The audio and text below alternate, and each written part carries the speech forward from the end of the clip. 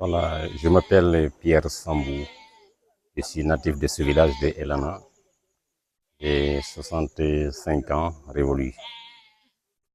maa ngi tudd Pierre Sambou fii Elana la judd la dëkk dama am 65 ans révolus. Bon, Elana, l'histoire d'Elana est long mais c'est court aussi. C'est un des plus anciens villages de l'arrondissement de Tandouk. Et la population a émigré de l'est à l'ouest. Des familles qui sont regroupées à Elana. Il y a des familles qui sont venues du côté de l'est, d'autres de l'ouest. Ma famille est venue de l'ouest. Et d'autres familles sont venues du nord aussi. Donc c'est un village qui a connu des religions dites révélées. La religion catholique à partir de 1947 et la religion musulmane.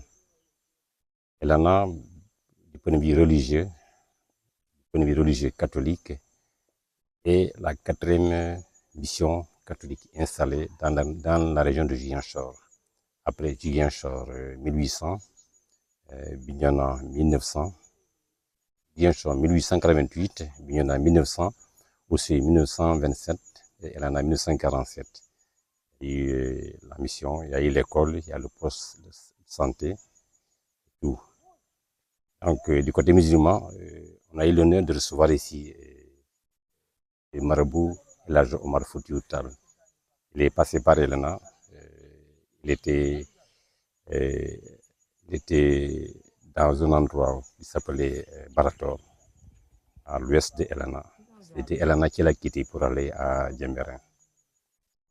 Donc c'est un village mixte, une partie musulmane et une partie catholique. La cohabitation est quand même une bonne cohabitation parce que je me rappelle en 1988, quand nous avons eu le premier prêtre de Elana, Abbé Célestin Sagnan, c'est tous les villages musulmans comme chrétiens réunis qui se sont mobilisés pour organiser cette fête d'ordination. Dans les mêmes familles, on trouve des chrétiens et des musulmans. Il y a aussi des femmes qui sont nées catholiques, mais après qui sont apostasées, qui sont converties à la religion musulmane et vice-versa. Donc il n'y a pas ce problème de religion ici. On a une bonne harmonie.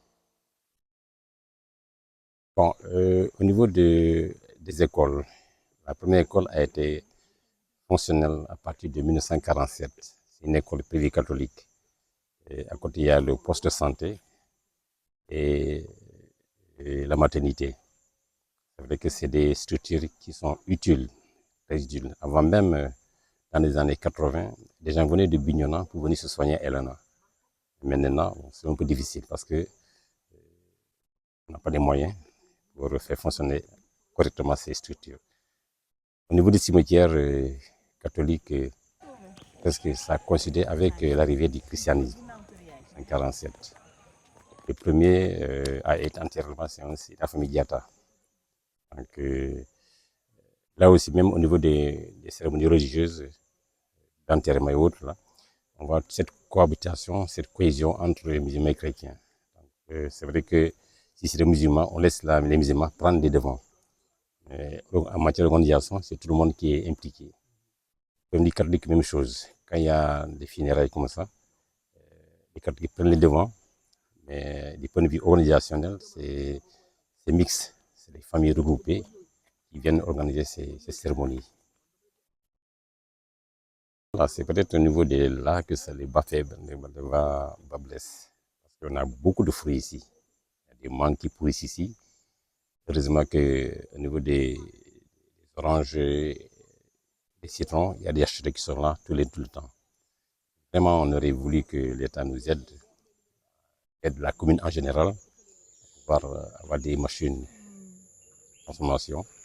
Même pour les citrons, les femmes sont obligées de tresser à la main ou de piler. Et là, des machines qui sont annoncées pour aider les femmes, soulager les femmes à pouvoir faire facilement du citron se font attendre. Vraiment, si l'État pouvait entendre ma voix, je pense qu'on aurait pu avoir au moins du matériel pour transformer ses produits en jus et autres. Sinon, c'est une catastrophe. Quand tu viens en Casamance au mois de juillet, août, tu as même honte. Tu vois les mangues pourries du Moka ailleurs, il n'y en a pas, il n'y en a pas.